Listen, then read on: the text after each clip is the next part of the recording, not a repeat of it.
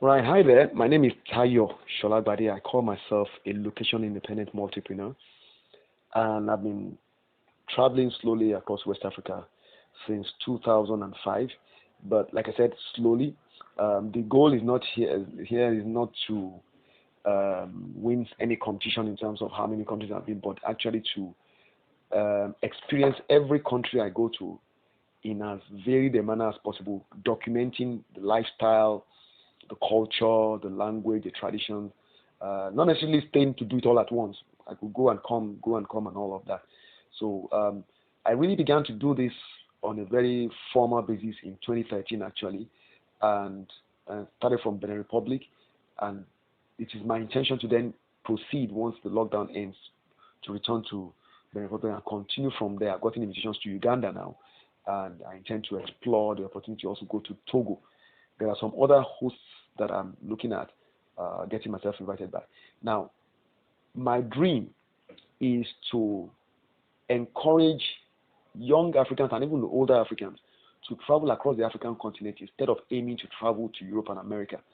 Like I've listened to some of the younger travelers, we're having more and more young Africans who are traveling now, and some of them are called, I think they're called YouTubers. I'm not a YouTuber, by the way. And what they do is they do travel videos. They do videos documenting their travels, and well, for those of them that travel anyway. And they've been talking about the fact that there are so many destinations on the African continent that people could easily go that will make it worth their while in terms of money they spend and the quality of the experience compared to what they go and spend money on in places like Dubai and Europe and America and all that. And it's true. So for me, that's one of my dreams, to create content that will enable people to make intelligent progress in their travel plans for coverage of the African continent.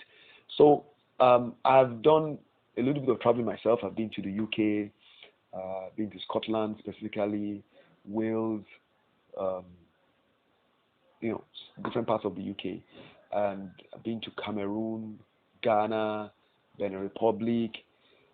The funny thing is this: I have never had any challenges deciding where to put my focus for traveling on.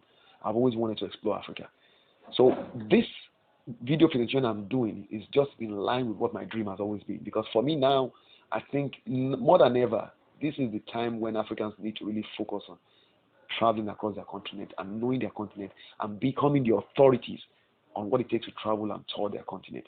We need to stop this situation in which we have foreigners telling us about different parts of our continent, and we watch videos by white people telling us about it. It's not a crime that they're doing it, but we should be doing it better. So that's why I'm doing this. I have been opportune to travel mostly by road. I traveled by air to Cameroon, traveled by air to the UK and across the UK.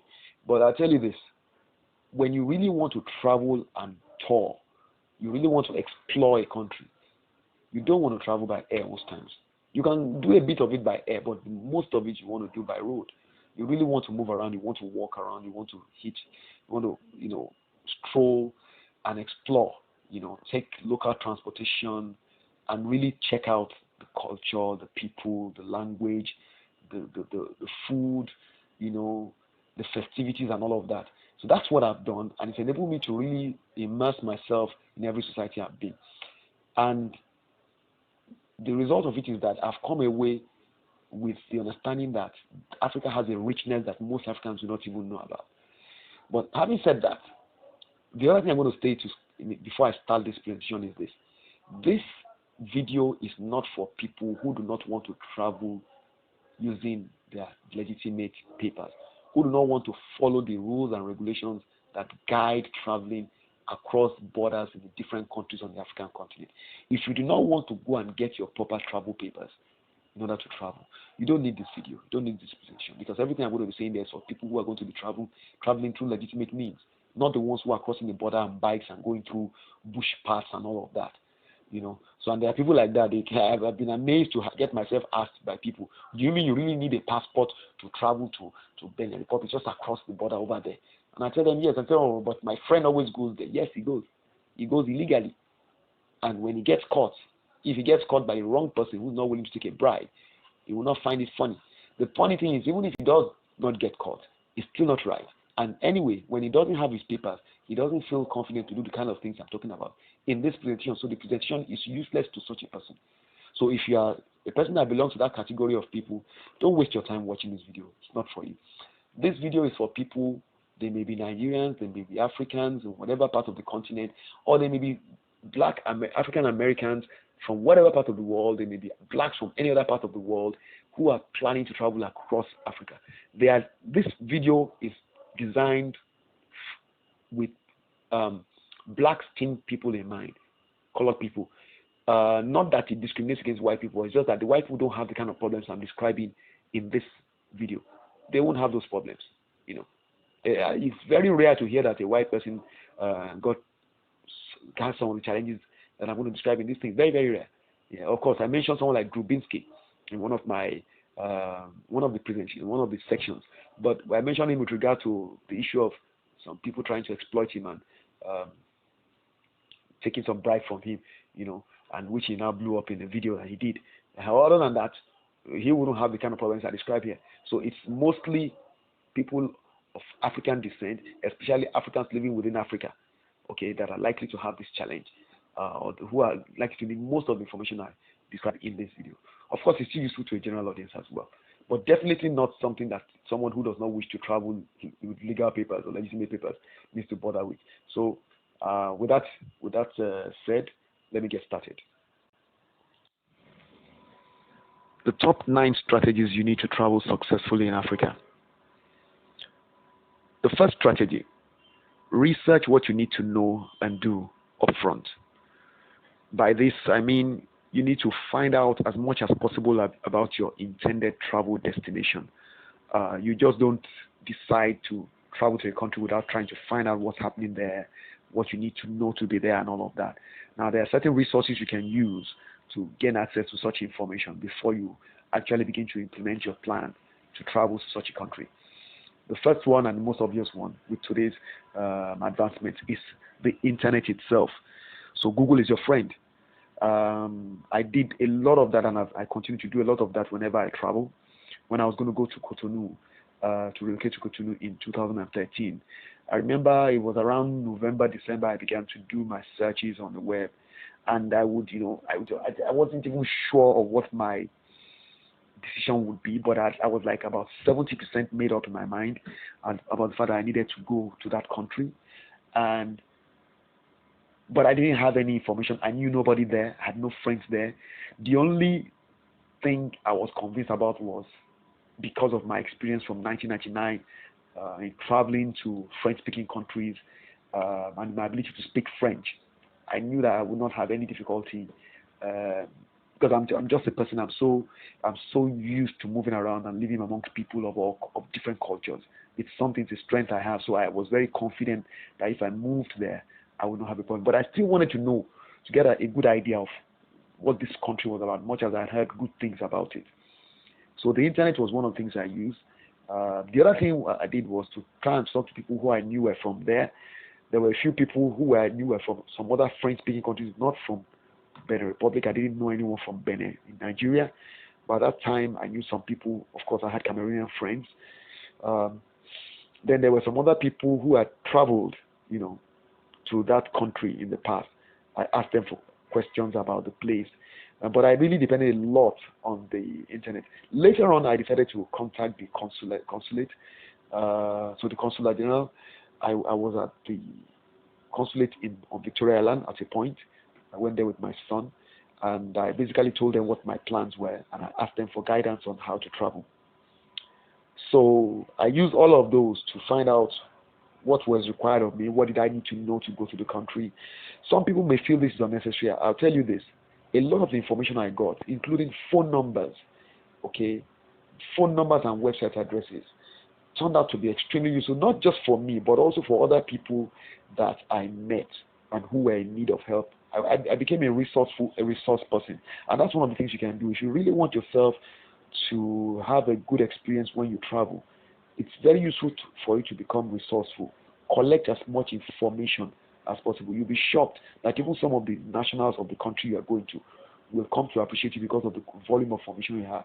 I got to a point where I had so much information that some of the citizens of the country that I was interacting with in Benin Republic, I mean, they were shocked to know that I had phone numbers of certain journalists that they listened to on radio and that they admired and kind of idolized, and who I had actually just run into and who had given me some assistance when I first arrived in the country and exchanged phone numbers with me. I didn't know the person was famous. You know, he was a gentleman who speaks only Yoruba and French. But he had seen me when I was having challenges trying to find a place to rent. And I was kind of speaking with the bike rider. And he just came around and said, "Oh, what's the problem? Well, do you need any help? He saw with my luggage." And I told him what I needed. And then he told me, "Okay, sit down. Let me just get to the office and be back." I thought it was a media house, but I had no idea he was a popular person like that. Well, later on, I was told about his radio show and all that. So my point is, people were asking me, "How did you meet this guy?" Then I also met somebody who was a special assistant to a minister. I had no idea. Okay, I did have an idea. It's just that I didn't know. Well, it was only when he invited me to his office that I realized he was actually a special assistant to a minister. So my point is, get this information because it could open doors for you. All right. So you could also talk to. That's why I mentioned the item D there. News media, TV, radio, magazines. You'll be shocked. Just find out where some media houses. They tend to be very. Journalists tend to be very accommodating compared to most other people, especially when you are a foreigner and in a country where you don't speak the language. I spoke the language, so that helped me a lot. But if you don't speak the language, journalists are likely to be people who will not only speak the language of the locals, but would also be able to speak your language because many of them tend to be bilingual or more. They tend to be people who travel, and so they might understand the language that you speak. So you stand a very good chance if you decide to connect with them. And one of the things you should do when you do connect with them, all right, is make sure you can make friends. Don't just let it be a one-off thing, you know. But I'll get to that in another, in the next strategy. Now, still on the first strategy, here's a little tip. When you're doing your research, try and find out about the existing or the current socio-political situation and projections for the future that maybe cover your intended travel period through that country. Try and find out. Talk to people, read the media outlets, read online and wherever else you can find information. Find out what's happening. Are they approaching an election period? Will there be presidential or whatever other elections? What tends to be the atmosphere like during such periods? You know, in some countries, the election periods are periods when there tends to be tension and things can be a bit volatile. You probably don't want to travel during such periods. So it's important to find out about the social, political, and socio-economic too situation in your intended travel destination ahead of time. So you look at what period it is you intend to travel and compare with what it is that's going to happen during that time, if there's anything that's going to happen. If you're going to travel, so you want to find out what the weather will be like and things like that. What kind of season, maybe there's going to be some holidays, some festivities, things like that. A lot of those things can influence how the quality of experience you have, okay, in the country you want to travel to. So it's important to find out and to be able to discuss that with other people. Because by the time you get that information, you then have this, you can use it as a basis of discussing or for discussing with people that you're going to reach out to. Okay, I'll go to the next point now. So let's assume you've done your research, you've done your checks, you are now convinced that it's good to go, you're good to go, you can travel, everything is set, you are convinced that your visit will not be wasted and that you'll be able to get a qualitative experience as a traveler. Right, the next thing then is for you to get your travel documents, your travel papers. Like I said in the intro, this presentation is not for anybody who does not intend to travel by obeying the laws and the rules and regulations of the intended destination. If you do not plan to get your proper travel papers, then you will not find this useful. There's no point because it's going to be like living like a fugitive all through, you're going to be dodging the security agencies and you're going to be afraid to show up in certain places. Doesn't make any sense. This will be useless to you. So this is for people who are going to travel the proper way. So you need to get your travel papers and documentation. You need to get your passport. Like I said in the intro, you need a passport to travel to any African country. If you're an African, and even if you're not an African, of course, you do need your passport. Some countries do not require you to have a visa to travel. You are going to have to check those. So it's very easy to verify those kinds of things. Okay? just ensure that you don't get given anything that's fake. And it depends on what part of the continent you're coming from. There are some places where there's a chance that you could get given a fake passport and fake visa and all kinds of fake things. So just do your due diligence. You may need to get a yellow card. There are some vaccinations that you're supposed to take. I think there's a yellow fever vaccine. I think there's this the cerebrospinal meningitis vaccination has now been, it's no longer required, so it's been phased out. But I believe you still need to do the yellow fever vaccination. That's correct. I think there's some other things. Just check. Again, these are things that are very basic. Just ask for the Ministry of Health. You'll be able to get the information of your country. They'll be able to tell you everything you need. It's nothing complex at all. All right. Just make sure you get all those things, because those little things, as simple as they are, can become big headaches if you cross the border without it. Just get into trouble. Then you need to look at getting the contact details of key agencies. One of the things I did, like I told you, was to get as much information as possible. So I went out of my way to get the phone number to the Nigerian embassy in every country I was going to travel to. Like I said, some people will tell you it's not necessary. Well, I don't like to leave anything to chance. When you are traveling, especially when you're in another person's country where you do not know people, things can take a turn for the worse in no time. You'll just be amazed. And there are videos that I've watched recently of young YouTubers who are traveling and who have talked about how they got arrested in different countries, and they were saved by the fact that maybe, there's a young man called Wodemaya who was explaining how he was in Uganda also, and it was one United Nations ambassador who saw him and kind of put him out of the mess, because he was being accused of, I think he was about to be deported or something. Anyway, my point is, if you get the contact details of key agencies, I remember he also mentioned something like, I don't know what country he was in then, where he said he had an email from the Ministry of Tourism or something, and that really helped him, because when he showed that, he explained that helped him to get the officers that were trying to do something to stop. So it's important to have access to all these people, not just access to these agencies, but also contact them. Let them know you exist. Let them know what your intended plans are, so that if and when there's a need to reach out to them during your trip, they will remember you. And you want to also make sure you get the name and the details of the person you contact and you speak with before you embark on your trip. So if you need to reach out to them, you can mention, I spoke with ABCD when I called on so and so date, and he or she told me this, that, and I said I was going to do this. Like I said, all these things may sound unnecessary, but believe me, when you find yourself getting stuck, when you listen to some of the people that have experienced getting arrested, in quotes, you will see that these people who are at the borders can sometimes be extremely unreasonable. So your ability to contact the right people can make a world of difference to your experience. If not, you just find yourself wondering why you ever bother to embark on your trip at all. All right. So call these key agencies, especially the embassies, and find out anything they can tell you to guide you on how to best prepare. All right. And then, of course, talk to other people who you know are experienced travelers. Today, we have a lot of people that are traveling. It's great to see a lot of young Africans who are actually traveling across Africa now. And many of them are making a good point. And I've been saying this a long time. That's why I told people I'm traveling as a location-independent entrepreneur slowly across West Africa with the intention of traveling across Africa itself. And I've told people I have no intention of going to Europe and America. There's no attraction for me. You see, we need to travel across our continent and discover our continent. We should be the authorities in our continent, not for us to watch videos by foreigners telling us about destinations in our country, in our continent. So these young Africans who are traveling today are telling other young Africans that they need to travel. So they are becoming experienced travelers who are able to offer guidance on traveling within the continent to not just to other Africans, but to even foreigners now. So we are becoming authorities in our own business. That's the way it should be. We should be the one telling our stories. So that's another point to keep in mind. You can talk to other experienced travelers. There are many of them now who have a lot of travel experience, who are offering information and education using especially the YouTube channel. Some of them are writing articles as well, and you can just connect with them and ask them questions. Right, the third strategy is you need to decide how much cash you want to carry and how to access more cash when you need it.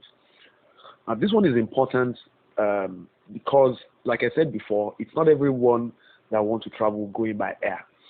And even if you wanted to travel going by air, it's not everybody that can afford to do that. And there have been cases of people who traveled by air with the intention of continuing to travel by air and who experienced certain unexpected developments that made it impossible to continue or return by air, and they had to go sometimes by road, or in my case, I came back by sea. That was in 1999 in Cameroon. I actually came back to Nigeria through a place called Idinao in Douala, and I had to come in a boat, a leaky boat for that matter, overnight, and a 12-hour journey across the Atlantic Ocean back to Nigeria.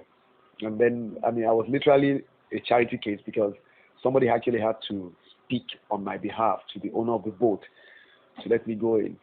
And when we got to the other side, the immigration officers were literally at a point where they were going to contribute money for me to get back to work. I was still then employed in Guinness, Nigeria. There's an article on my website about it anyway. But my point is, you can find yourself running out of cash and with no means of getting access to cash. Not that you don't have cash, but if you don't have means to get access to the cash that's yours, then you're effectively like a person that has no money. And when you don't have any money and you're in a foreign country, oh wow, it can be a most unpleasant experience. So you need to find out the nature of the banking system in your intended travel destination and how easy it is to get cash. This is important, and this is one of the main reasons why I'm doing this video. Just a few weeks ago, I'll say about 8-9 weeks ago. Okay, maybe longer than that, because this lockdown now is over. Okay, maybe about, let's say, maybe 2-3 months ago, I was in one of the banks here. I don't want to mention the name of the bank. And I deliberately asked the lady that was attending to me, because what I'd done was to go and check some details regarding international travel, access to funds using the ATMs and all that. And this bank is a very big bank across Africa. They have branches everywhere. And I asked her, I said, I have an account with you. It's not my main bank that I use, so it's a different bank. And I said, I have an account with you guys. When I cross over to Cotonou, for instance, or any of the French-speaking countries, will I be able to access cash directly from my account that I have with you here in Nigeria when I'm over there in the other country? And the lady was saying, well, when I went on holiday to see a friend in Cotonou that works in the same company as me, remember I used my card, but they don't have many ATM machines that you can use to cash money, blah, blah, blah, blah. And I said, well, that's been my experience. I said, but beyond that, one of the things I also experienced was that owning an account with you guys here does not mean I'll be able to access my cash over there. The account over the bank over there, even though it's the same bank as yours, the same company, refuses to recognize the account I have with you in Nigeria. And they tell me I have to open a separate account. And then I have to do a transfer like I don't have an account with them, even though it's the same company. They do a transfer into the account I've opened in the currency of that country. So effectively, it's almost like it's the same thing. They don't recognize that you have an account. So it may be the same bank, but the two branches, the one in Nigeria and the one in the Republic, operate as if they are two totally different banks. So it made no sense to open an account with them, because what's the point? I'm still going to have to transfer money and pay the transfer fees. So I'm telling you this because if you're going to travel as an African in Africa, it may be a problem. If you're somebody coming from Europe or America, it's unlikely to be much of a headache, because it's even faster to do a wire transfer from here, from an African bank to the UK or America, than it is to do a wire transfer between two banks in Africa. These are things I've experienced. I've had clients that wanted to pay me from places like Kenya through wire transfer, and it was not possible. And they were telling me, they tried to do it directly, the money got stuck. Eventually, after 3-4 days of calling me, then I had to talk to my banker, and my banker then explained to them they had to do a transfer through some London or, I don't know, some UK exchange. There was this roundabout method. The whole thing didn't make sense.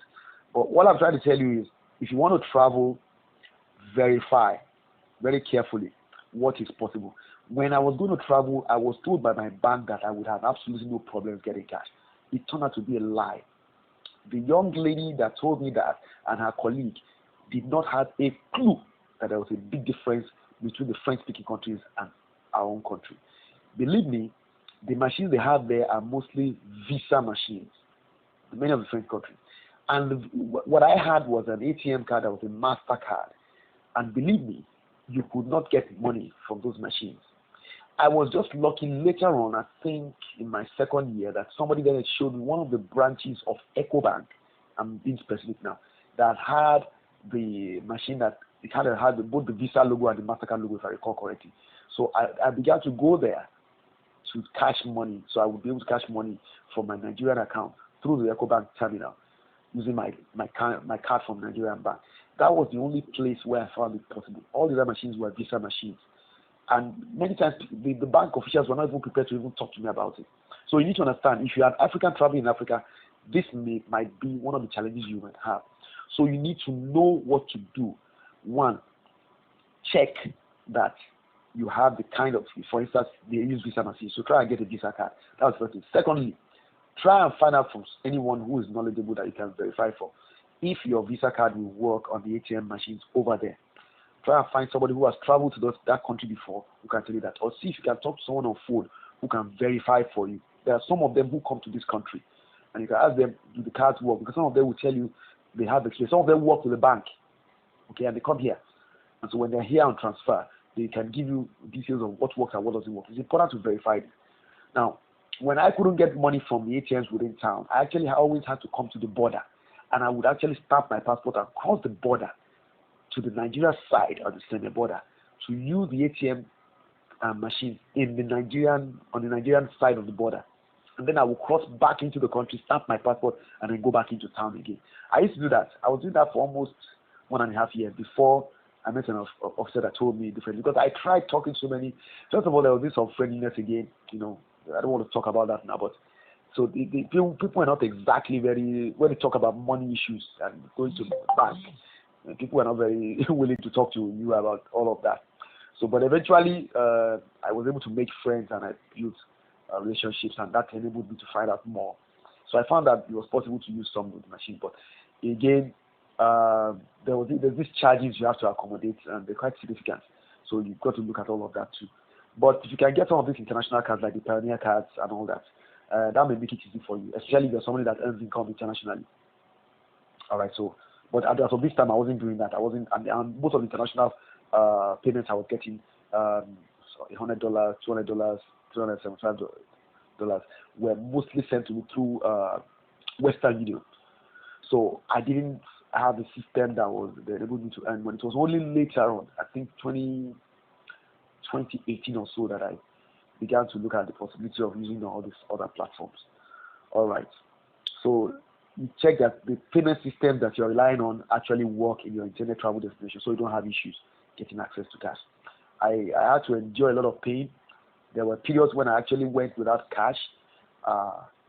There were periods when I went completely cashless, that I was kicked out of the hotel, and I had to sleep on the street. I was sleeping at a point in front of the National Stadium, in front of the shops. And then later on, there was time I slept. That was in Cotonou, and later on, I had to sleep in front of a shop on the streets, not far from the Songhai Center in Port Novo. When I went to Port Novo, I actually ran out of cash, and I had to wait from a Friday till a Monday. I couldn't get food to eat. I couldn't buy food. I could only drink water. It was a terrible experience. It's one of the things I've written an article about on discovercotonou.com. And during that period, all I could get access to was water. And I used to stay at the stadium watching people play handball, just to keep my mind off the fact that I was hungry. But I kept working. I never stopped working. I kept writing my articles and all that. But I had to wait till Monday, where my sister was able to send me, I think it was the equivalent of 10,000 naira through UBA Africash. She worked with the bank, with one of the apps of the bank anyway. So that was how I got cash, to get myself out of the mess I was in. So this can be terrible when you can't get access to cash. In my case, I didn't even have the cash. So those are some of the issues that we want to contend with. We hope that things will get better, that the African banks will begin to communicate directly with one another and make it easy for travelers, because it can be a very unpleasant experience. All right, again, you can talk to other experienced travelers. What have they? I've said it before, I'm going to say it again. Some people are traveling, they have little or no problem getting access to cash because they are using, for instance, maybe cards that allow them to take money from any ATM machine at all. They are international travelers. They are people from Europe and America. They may be black, they may be African, but They have access to those networks, so they don't have a problem with cash. So when they're telling you about traveling, it sounds a bit easy. When you are a person in Africa, using an African bank, using an ATM which is not a credit card, if you are using a card which is a debit card, a prepaid card, it's a different experience, it's a different ball game for you when you want to travel and when you want to use machines in other countries. And you need to keep this in mind. It can make a world of difference. Because if you're traveling and you get yourself stuck and you happen to be in a place where you know nobody, it will not be a pleasant experience. All right. Now, the fourth strategy has to do with something some people may be sentimental about, but which I am very coldly clinical about. You need to document important information for emergency situations and unexpected developments. Black people, they generally are quite religious, and we believe in talking about being blessed and rejecting bad experiences, and yet these things never seem to go away from us, never seem to be far away from us. We seem to even have a magnet for them compared to other races. So for me, I have learned to deal with them the way that it's required for one to make progress. So you deal with them head on, you prepare for them, you plan for them. That doesn't mean that you are praying that it will happen to you. It just means that you are being a practical person. So all kinds of things can go wrong. We are human beings, and the body we have is not perfect. We can fall sick. We are not perfect. We can have accidents. We may be avoiding accidents, and accidents can come to us. All kinds of things can go wrong. We could lose property. We can forget them somewhere and it gets taken away. Somebody could rob us, steal things from us. It happens all the time. Now, all these are unexpected developments, all right? The thing is, you've got to prepare for the possibility that they might happen. So, for instance, some people want to travel. I know of people who came in from the UK to Africa here, to Nigeria and some other African countries. They came with packs of medication that was given to them to protect them from things like malaria bites and all of that. So they didn't get themselves exposed and then fall sick. The point was, it was better to take preventative medicine ahead of time, ahead of the trip, knowing that they were going to get bitten one way or the other by mosquitoes. So now you take vaccination for yellow fever, yeah, but there are some other things that can happen to you. You could have, running stomach, maybe you food poisoning. All kinds of things can happen that could make you end up maybe needing medical attention. I mean, some people faint, and they need to be rushed to the hospital and all that. And if they're in a foreign country, people will need to find out details to help them. Some people have medical conditions. They need, maybe a decision needs to be taken to give you blood, and people don't have information. But if you do what I'm about to explain here, it could give people valuable information, especially the medical professionals who are trained to look for this kind of information and how to help you. So, like I said, sickness, accident, theft, loss of property. You could lose your phone. If you lose your phone has all your contacts. What if you don't have an access to other means of getting all your contacts? What happens? So if you've backed up your stuff, maybe onto Google Drive, that'll be good. But let's assume you don't have the money. What if your money was also stolen and you cannot get another phone immediately to retrieve all the numbers onto the new phone? What happens? What are the alternatives? Let's remember, we must not allow technology to make us get too carried away. Always, even the banks, they still have their paper, the ledgers, they still have them. So whatever happens with the electronic record, there's always a fallback. So you should have a fallback too. I didn't know this until it happened to me twice, and I've learned my lesson. Now I keep some critical information that's on my phone, also on paper. I just bought a new diary now, preparing for whenever the lockdown will be eased up to the point that we can begin traveling again. And I intend to use it to the end of the year. And that diary, I'm loading it with all sorts of information that's on my phone, because I don't want to take any chances like I did before. I was just lucky that I was able to retrieve some of my data from Google Drive, but a lot of it was gone because I was stupid. I kept procrastinating about it. Now, my point is, you're on a trip, you're traveling. As you're traveling, you're gathering more information, you're storing more on your phone and all of that. The point is, you better form the habit of also putting some stuff in a paper-based storage. Maybe a diary, a phone book or something. Contact details of friends and trusted alliances and relatives, in a manner that they can be easily checked and retrieved. Your passport number. Yeah, your passport number. The truth of the matter is that we don't pray it happens, but it does happen to people. Your passport could get stolen, it could get lost, or whatever, it could get damaged, and you need to document that maybe when you want to make a formal report to the authorities.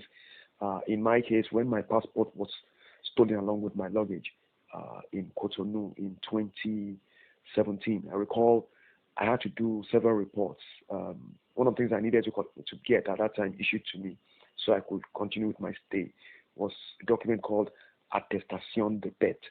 It's kind of like a certificate of loss.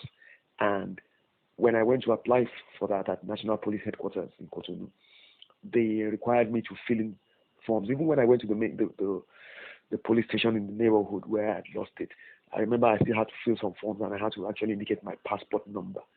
And so it's important that you have that written out somewhere else because I didn't know it by heart. Luckily, I had a duplicate copy of the data page from the passport, so that helped. But here's something I want to also point out. One of the reasons why I got into that mess was that I was always carrying my original passport around with me. It doesn't have to be so. One of the things I learned from a client of mine who is actually also a lawyer based in the Republic, and he helps a lot of people who are travelers, who want to kind of foreigners who come into the country. The truth is that a lot of people do not know that they don't have to carry the original passport, their passport documents, the originals around. You actually can go ahead and make a duplicate colored photocopy, a colored photocopy of your passport, of the original passport. Keep the original in a safe place, somewhere, maybe in your room or wherever, safe deposit box or something in the hotel, and then move around wherever you're going, in your travels, during your trip, carrying the duplicate colored version. It's as good as the original for presentation to whoever might want to verify whether or not you have the proper passport. And it saves you taking the risk of getting your passport lost or stolen so easily. It doesn't mean it eliminates completely the risk, but at least it greatly minimizes it. That was something I didn't know, and it cost me quite a lot, but I was just lucky I was able to get the attestation de perte because I say I had the duplicate copy of the data page. No, I didn't. I actually didn't have it, but I did have the number written out somewhere. So that's how I copied it out. I didn't have the duplicate copy. That was why I needed to get the certificate of loss from them. All right. So this is something that's very important because you don't want to put yourself in a position where a document as important as your passport becomes. It makes a mess of your entire trip because in any country, especially on the African continent where things are not as streamlined and properly set up as possible to make it easy for travelers to move around, you could lose your liberty, literally, if you're found without your passport on you. And in many cases, if you don't know anybody and probably don't speak the language, it could become extremely difficult to get yourself out of the mess. So it's better to avoid it completely. But if it does happen, what I've explained to you is something you can do to minimize mitigate the inconvenience. Right, the fifth strategy is that you need to build trusted alliances in your target country upfront and during your stay. Now, let me quickly say something here. I said this before at the start of this presentation. I'm going to say it again. Everything I'm sharing with you in this video is actually based on personal experience. I didn't go on the internet and Google anything. So I basically sat down and just thought about what I've done, and that's the way 99% of all the content I've churned out over the last 15 years have been. I've been on the web for a long time now, since 2005, and I've gained a lot of experience creating content. And I've seen the power of providing useful information to people that they will be able to take advantage of to achieve their own desired goals. So what I'm doing here is just in line with what I've always done.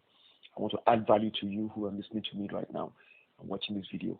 And I want you to know that what I'm telling you here in this presentation is based on real life experience, and it will do you a lot of good if you could sit down and try and digest it and then look at how you can use it as a basis for preparing yourself. Of course, it doesn't follow that everything there will be useful to you, but do use it to guide yourself, and you find that you make a much better go of your travel experience.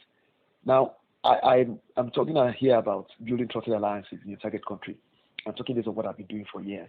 As I speak now to you, I have sold my products. I have custom Excel Visual Basic software that I sell internationally. I've done that since 2012. and I have sold to people and built relationships with people who are farm business owners and some of them are web marketing clients in countries in and out of Africa, the Philippines, the UK, Canada, Tanzania, Malawi, Uganda, Benin Republic, Cameroon, Ghana, and of course across Nigeria. Literally, I would say like maybe 85 to 90% of Nigerian states have made sales to people different parts of, sold to people in Guinea. And there are some countries that I actually have. In Kenya, for instance, I have about 3 clients or 2 clients in Kenya. Uganda, I think I have 4 now.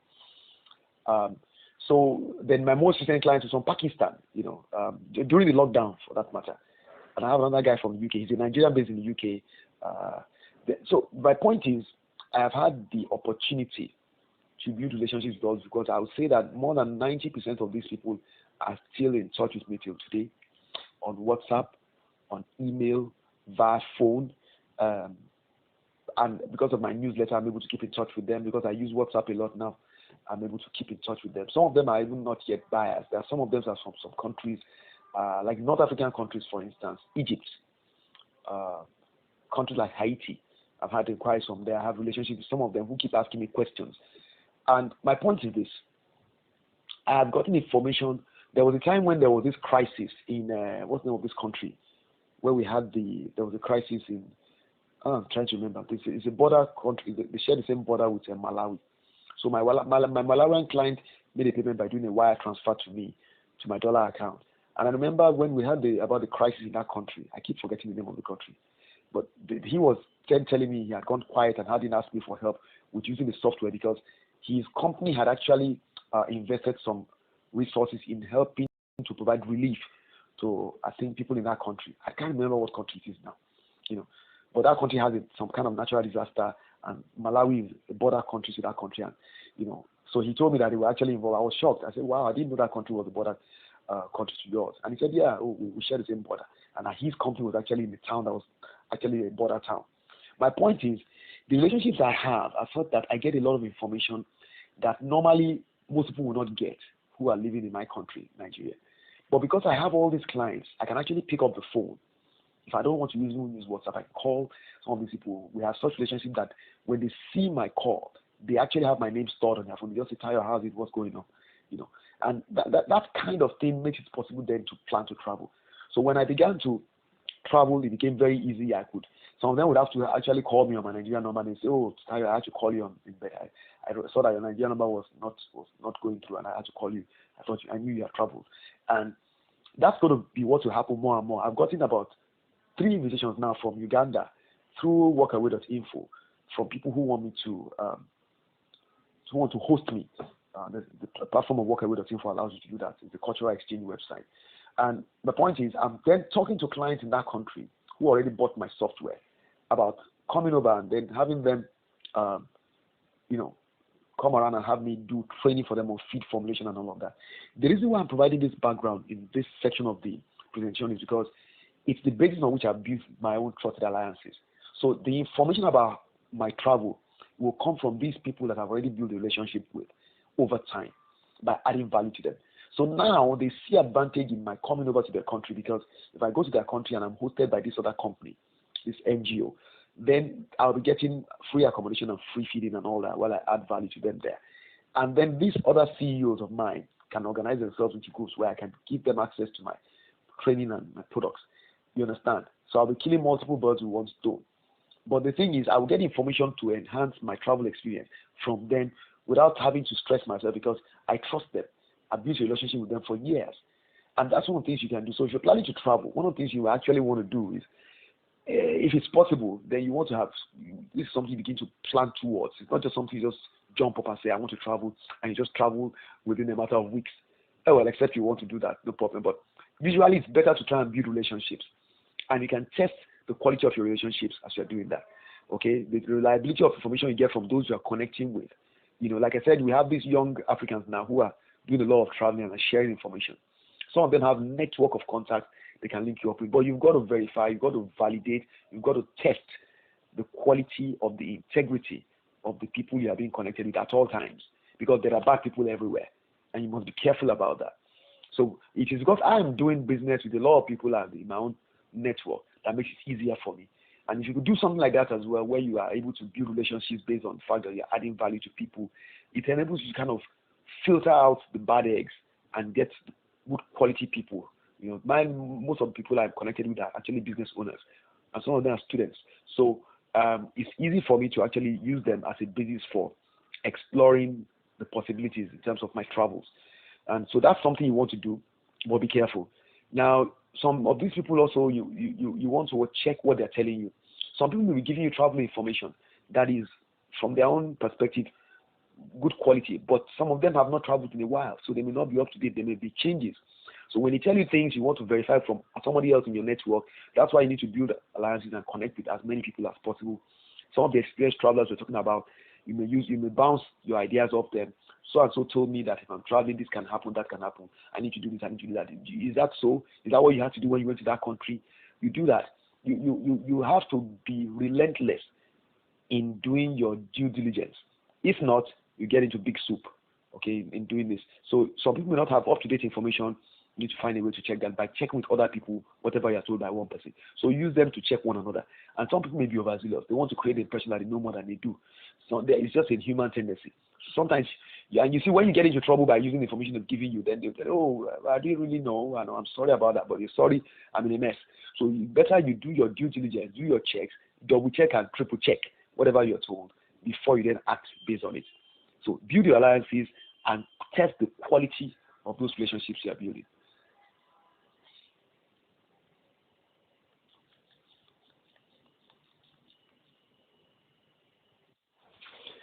Right. On the sixth strategy, you then need to announce and document your arrival and itinerary at the relevant agencies. Okay, so this now assumes that I haven't done this in any particular order. I don't think it's necessary. At any point in time, you find yourself even revisiting some of them and doing some of them again. So there's no particular order. So my point is, you got all your information together. You're ready. You're good to go. But the point is, when you get into your travel destination, all right, I recommend strongly, and this is something I've done religiously, whenever I get you to a new country, the first place I go to straight away, unless they've closed, unless I come in at a time that's after office hours, I go straight away to the embassy of my country. Why? Because the embassy is the number one place where a citizen is supposed to go when he or she enters that country that is not his own. That embassy is where the people that are there that are supposed to protect your interests are located. So it is in your own interest to get down to that place as quickly as possible to let them know you are around, so that they know they have work to do, because that's their job. Okay. So when you come to the country, the first thing you do is, and like I said, if you've done your due diligence, that means you already know what the address. You have the phone number. You probably even you made contact with somebody there. You already have a name. The person knows who you are. The person probably even knows you're arriving on the date you're arriving, and it's probably expecting you.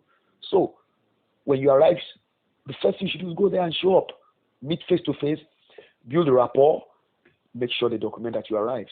I remember that when I arrived in one of the countries, I don't want to mention the country, the embassy, I was the one that actually told them they needed to have a book where they would allow people to record their names, the details, phone numbers, blah, blah, blah, purpose of visit, intended duration of stay, and all of that, itinerary. And because I told them, I said I was shocked when I came to the embassy, and I found out that they just said, okay, good to see you. Thanks for showing up. Good to know you're around. Hope you'll be well. And let us know if you need any help. I said, is that all? Am I not going to be made to fill a form so you know I came in and you have my passport number, you know my details, you know what my time of departure is, where I'm going to be, and all that? And they said, oh, no, we don't do that. I said, well, you're supposed to. All the other countries I've been, they do that, and it's only sensible, because you should even have that as a record. You should know the number of people from your country that have visited, because you are the embassy. And I wasn't talking to the ambassador, by the way. I was just talking to one of the officers at the kind of just the welcome section. Anyway, so then she took what I said to I think one of the senior officers anyway. And by the time I came back, I think a day or two later, there was a book had been opened, and I was able to record all of that. And I said, well, I feel better now. I feel like you guys know I exist. And because of the discussions and all that, I had already built relationships. I got the phone numbers of the two of them, got the phone number of the senior officer. And later on, I would return to that same embassy to do some other stuff that got me some good exposure. And I got a client as well from amongst them.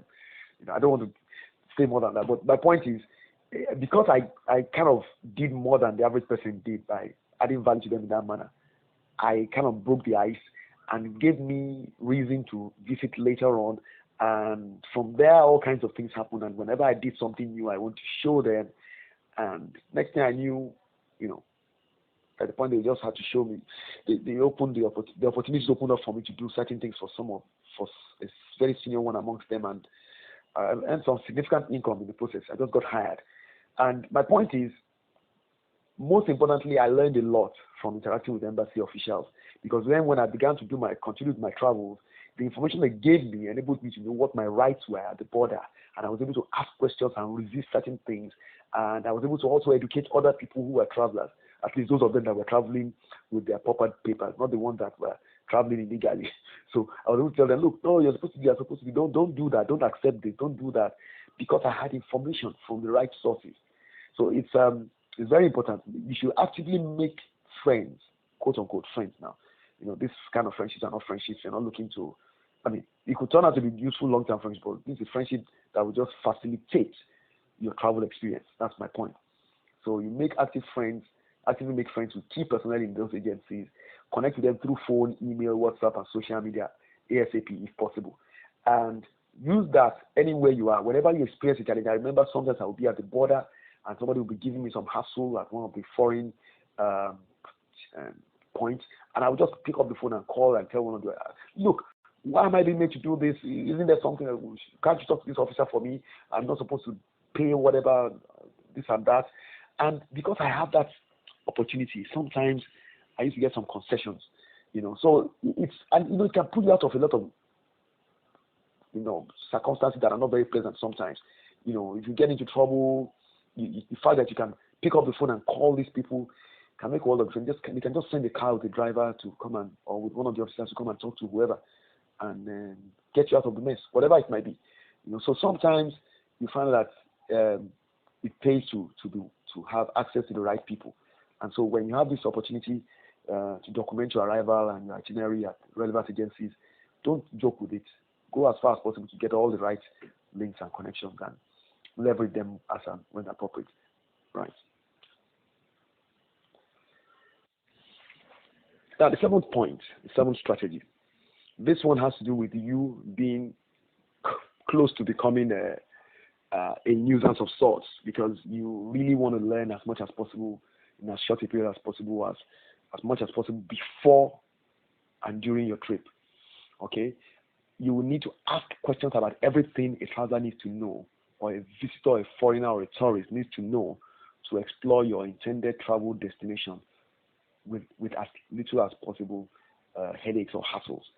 So you want to ask them where are the places you can go, the must-see destinations, tourist destinations, or whatever it is, whatever it may be your reasons for being there. What are the places to go to, and what are the places not to go to? It's important to know the places not to go to, whether by virtue of the laws that say you shouldn't go there, or by virtue of the safety considerations. Maybe there are areas where, I remember when I went to the UK, and I took a taxi from Oxford Brookes University, from outside of the Oxford Brookes University, straight down to Sheffield to see some family friends. It was the first time ever I was going to see them. They were friends to my dad when he was schooling there.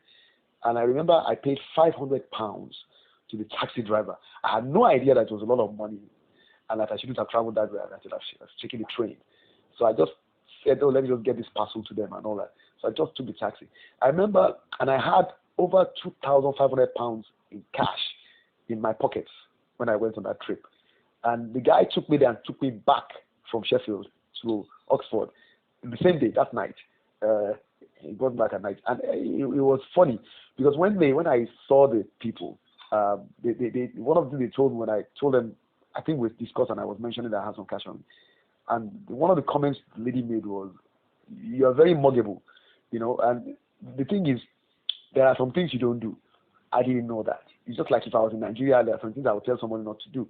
You wouldn't take your phone and start walking around Purple Street with an iPhone and just be strolling in the middle of the street at 10 p.m. at night. That would be a very stupid thing to do. So do that, or to do a leg about that kind of thing. So the same thing was what I had done. And later on, I got to learn that. So my point is, when you travel to a country, you need to ask those questions first before you begin to move around. You need to know your environment, because it doesn't follow that every country will be the same, and I'm sure we know that. But sometimes we take it for granted.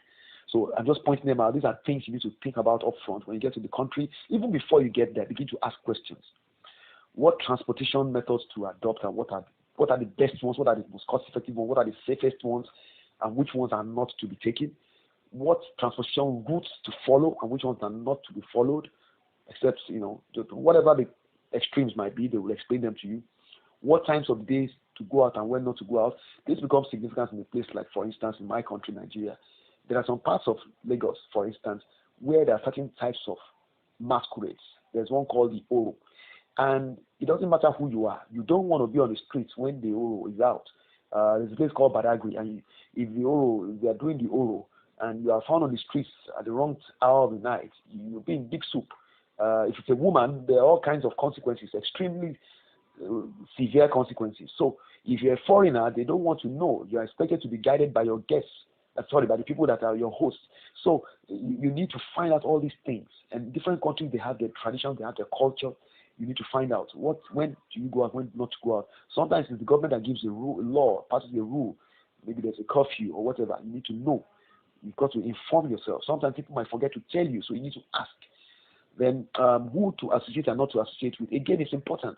There are societies in which there are groups that are warring. There are what you call them.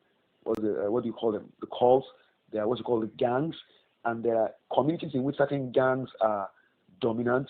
And so when you move around and you happen to be seen moving around with a gang member, rival gang members may begin to see you as being part of that gang and then see you as an enemy. You may find yourself therefore getting attacked later on when you're on your own. So be careful who you associate with. You need to know how to move around and who to move with and things like that. What to wear, what not to wear. Sometimes we're told that you wear a combination of red and black, it means something.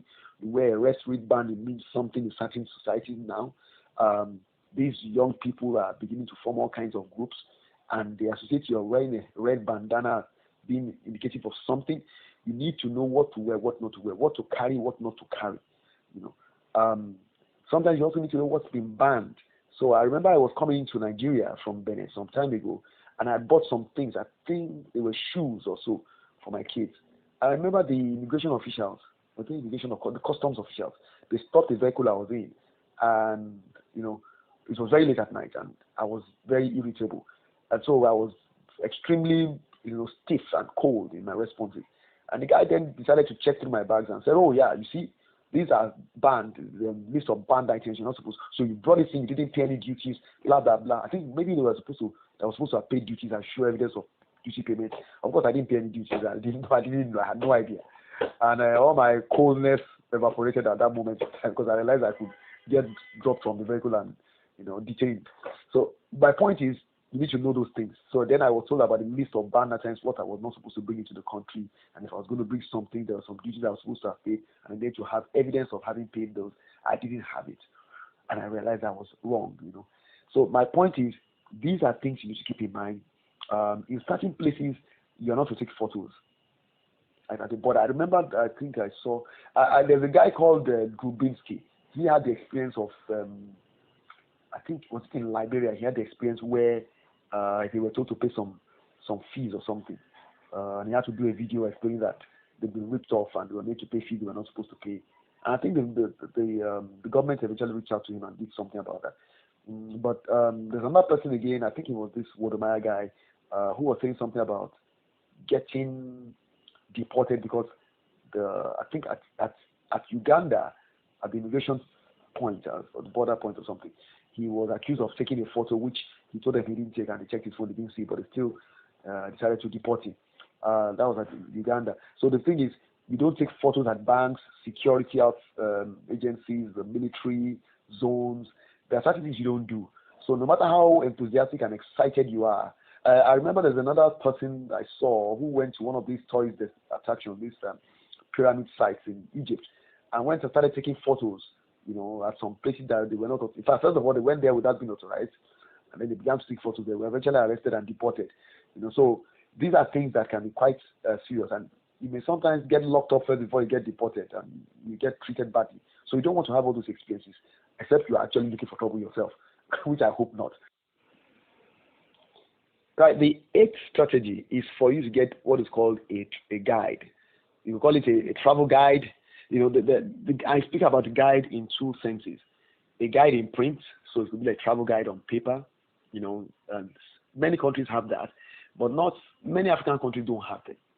One of the things I'm doing through discovercotonou.com, I intend to do anyway, is to at a point be able to produce basic travel guides that contain some of these things that, like maybe the list of must-see destinations, the most popular tourist destinations, hotels, typical rates for hotels, checks you need to do about the things you need to have on you. Basically the kind of things I'm talking about in this presentation, but in a guide form, that people can print and have on them. Maybe they can, use it. But then there also be the guide that's a human being. You could actually get somebody to be your guide. There are a lot of young people that do that. I've noticed in Benin and in Ghana. I didn't see much of that in Cameroon. So the thing is, it's important to find somebody that can take you around and save you a lot of time from where if you were doing it alone, you have to then search and go up and down asking questions, get lost and all of that. If you have somebody that knows the way, that knows where to go and what to do and how to negotiate and who to call on for different things, you save a lot of time.